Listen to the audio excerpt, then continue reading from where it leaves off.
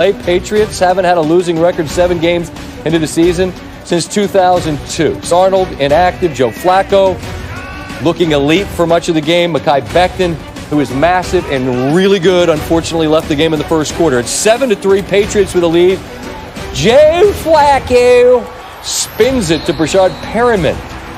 50-yard touchdown. That's the Jets' first passing touchdown since October the 11th. Come on. First passing touchdown since October 11th. That was against the Cardinals. Flacco also had that one. 13-10 Jet lead. Under 30 seconds to go in the half. Flacco, what a pass to Jamison Crowder.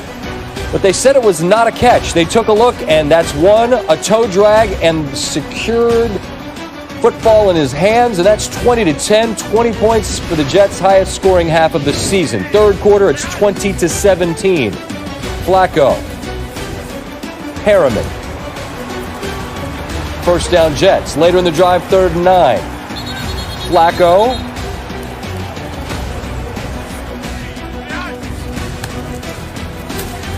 Perriman. Makes a move. Through the contact. First down Jets. Later in the drive, 2nd and 5. First down. Touchdown. Perriman. 5 catches, 101 yards, 2 touchdowns. Robert Kraft, John Bon Jovi, Steve. I'm living on a prayer. Hey, what? Well, prayers answered in the 4th. Cam, under duress in the pocket, somehow stays on his feet. Completes the pass. Jacoby Myers, 11 yards. Newton, sacked once? No. Sacked twice? No. Gets rid of it before he's sacked. Keeps the drive going. Later in the drive, it's 3rd and 1. Newton stumbling on the play action and the bootleg, and he's dropped. So they're going to have to settle for a field goal.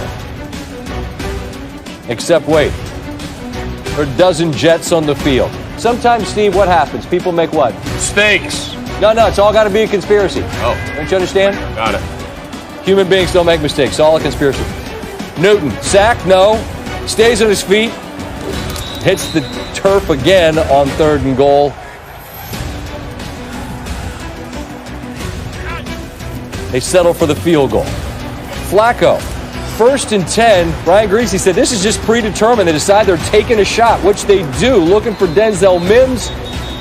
J.C. Jackson, who had stumbled on that earlier touchdown, atones. Patriots take over. They basically had the ball for the whole 4th quarter. They did.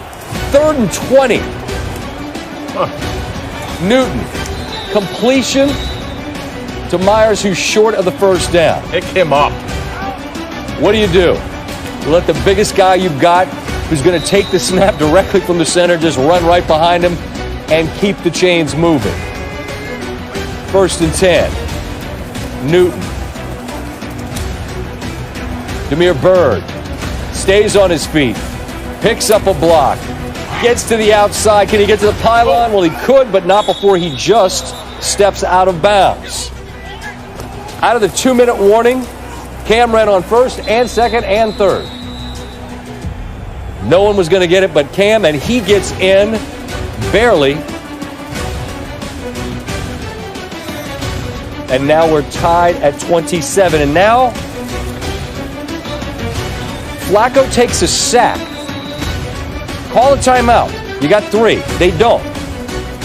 You're going to get the ball back, but the Jets cooperate and kind of in their own demise here. That was not a great possession after they picked up some yardage on 1st down. The sack and then the incompletion. James White takes the dump off. Gets out of bounds. 2nd and 6. Again, they set up the screen to White. And we're running out of clock, but we've still got 2 timeouts. And the Patriots are picking it up a bit at a time. Okay, they go for it. Look at the clock. 20 seconds. You get the first down. You've got a timeout. You've got a timeout. You've got a timeout. You got a timeout. What? This is Bill Belichick. What are they doing? All right, so they spike it, but there's only 8 seconds left. Well, it works out. Jacoby Myers, complete timeout. Bring on the former Jet Nick Folk from 51. Gase doesn't take the timeout. Right down the middle, just like they drew it up. It works in the end. Cam Newton, after a number of close losses, disappointing loss to the division rival Buffalo, rallies from down 10 in the fourth. And this is astounding. The Patriots trailed by double digits before they completely dominate time of possession. They held the ball for over 21 minutes in the final 30, which is their most dominant time of possession in that statistic and a half, as you would have to presume, all season. Cam Newton releases Salt as our T-Mobile post-game coverage. Cam, you told us that you were taking these games very personally. Just what were you thinking as you were leading the team down the field on that last drive? I was like, it happened again. I thought I missed Jacoby on the wide, the middle read. But man, to God be the glory, man. It's been a long last couple of games in the last month. But yet, this could kickstart right where we want to be, and we just show resiliency today. And I'm just so happy for those guys in that locker room to keep just battling back. It wasn't pretty, but it was a win. I know you said that you weren't feeling any pressure, but I know that you also wanted to make up for what happened last week. So just tell me what felt good about the way you were able to finish this game. We just won. That's it. We just won, and I'm just happy for that. We've been practicing our tails off, and just to see hard work pay off, and it's just a great feeling. I haven't felt this in a long time, so it's good. You said this is a process. Where do you think you are in the process? We just got to keep building. We just got to keep building. As a team, got to play better complementary football, offensively, defensively, and special teams. And we just got to match last week's intensity in practice and just get things going here moving forward. Nice to see you smiling. Thank you. Thank you so much. Louis Riddick, Brian Greasy join me as they do each Monday night. And Brian, I want to start with you. As a quarterback who obviously has run 2-minute drills, you understand this better than I. As I'm watching the end, I'm baffled at the amount of time the Patriots were content to allow to bleed off that clock. They didn't take a timeout after the sack. Then on that sneak, like 12 seconds gets away from them. They spike it. It worked. Okay, let me start there. I should have started there. It worked. But as a quarterback, are you content to say, we'll try to take one shot because it has to work exactly right? And I just was surprised at the way they managed the time, even though, again, it worked. Yeah, well, that 3rd and 1, Scott, they have to convert that, right? And so do you feel good about Cam Newton converting that on a sneak as opposed to him trying to throw a ball, getting tipped, something like that? I think that Josh McDaniels took some risk off the table, wanted to get that first down, get up as fast as you can to spike it. Now, the defense, right, they hold you down on the ground, and so that took some more time off the clock. But at the end of the day, I think he had the call that he wanted to get the ball down the field to Jacoby Myers. He executes it. They call the timeout. They had to save that timeout, and they end up winning the game. Okay, fair enough. Again, I just was, as I was watching it in real time, I'm thinking you take the timeout rather than spike it, then you could get one play. Whatever. It worked. I guess it doesn't ultimately matter.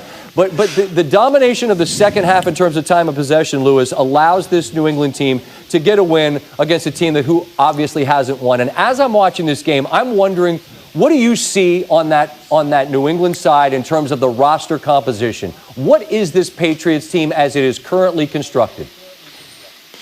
I think it's a blue-collar type of football team that has a small margin of error in terms of how they have to win football games or how they have to play football games. They have to play it exactly like they played tonight, which is dominate the time of possession, run the football effectively, take opportunistic shots off of play action, especially when people are committed to trying to stop the run, which means this. Cam has to be accurate because he's going to have open wide receivers. Look, Jacoby Myers was open all night long. Damiere Byrd was open all night long. The difference is tonight, he was hitting those plays down the field. I mean, Jacoby Myers had 12 receptions for almost 170 yards.